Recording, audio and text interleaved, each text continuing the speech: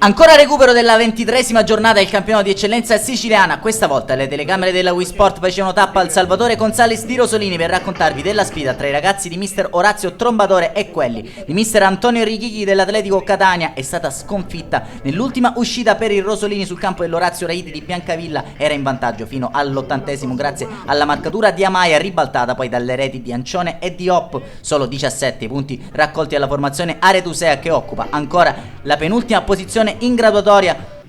Ospitava quest'oggi un Atletico Catania invece rinvigorito da un'altra vittoria interna al campo Zia Lisa di Catania per 1-0 sul Terme Vigliatore. È bastata la marcatura, l'ennesima da calcio piazzato di Salvatore Maimone per salire a quota 28 punti. Fischietto affidato al signor Claudio Giuseppe Allegretta e la sezione di Molfetta, sui assistenti Giuseppe Sirna di Acireale e Giovanni Agolino di Ragusa.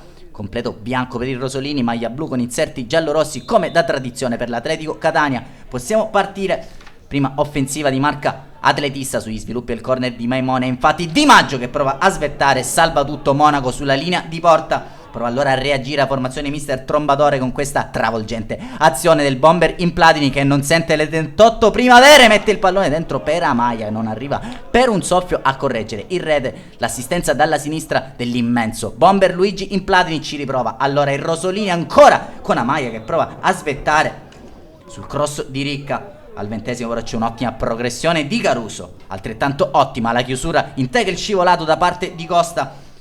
Si viaggia su ritmi alti al Salvatore Gonzales, qui Belluso si presenta tu per tu con Malandrino, lo stende e sarà questa l'ultima emozione della prima frazione di gioco. Brutto scontro tra il numero 4 atletista e il giovane classe 2001 che difende la porta dei rosolini.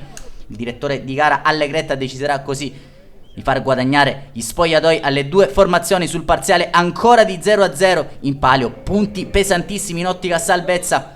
Possiamo dunque passare a raccontarvi del film della ripresa che si apre al 55esimo col primo tentativo del Rosolini. Ottima azione, Amaia prova a rifinire, poi la palla resta lì in favore di Diddio che prova a esplodere il mancino, non riuscendo però a centrare il bersaglio grosso dall'altro lato, e invece Di Maggio a insidiare la porta di Malandrino, che risponde però presente in questa occasione smanacciando in corner ancora Rosolini. Palla dentro per Implatini che lavora bene questo pallone sull'auto esterno, riesce a mettere dentro, batti e ribatti sul quale prova ad avventarsi Costa, che per poco non stava per servire sul secondo palo. Amaia continua ad offendere il Rosolini qui con Spampinato che cerca la testa ancora di un indomito Amaia, fa buona guardia però Caruso nell'occasione. Dall'altro lato però Atletico Catania che va vicino al vantaggio con questo tentativo dal limite d'aria. Al 70esimo primo cambio con la Bruna che va a rilevare Diddio sul rettangolo verde. C'è una punizione per la formazione dell'Atletico Catania. Sul punto di battuta si presenta Alessandro Randis che colpisce la barriera, la palla resta lì per Caruso. Provvidenziale intervento di Monaco che riesce ad allontanare la minaccia proprio quando sembrava battere a rete il numero 11 di mister Richichi. Troverà comunque la via della rete proprio Caruso sull'imbucata di Maimone. Deviazione di Monaco e palla in rete per il vantaggio dell'Atletico Catania. Imbucata geniale di Maimone, ottimo controllo da parte di Simone Caruso che poi viene facilitato anche dalla deviazione del numero 4 Aretuseo. Atletico Catania in vantaggio che avrebbe l'occasione immediata del raddoppio con Belluso che vede infrangersi il proprio mancino sulla faccia alta della traversa. Non ci sarebbe potuto arrivare Malandrino in questa occasione. Ancora Randis, palla all'indirizzo di Caruso, penetrazione in area di rigore.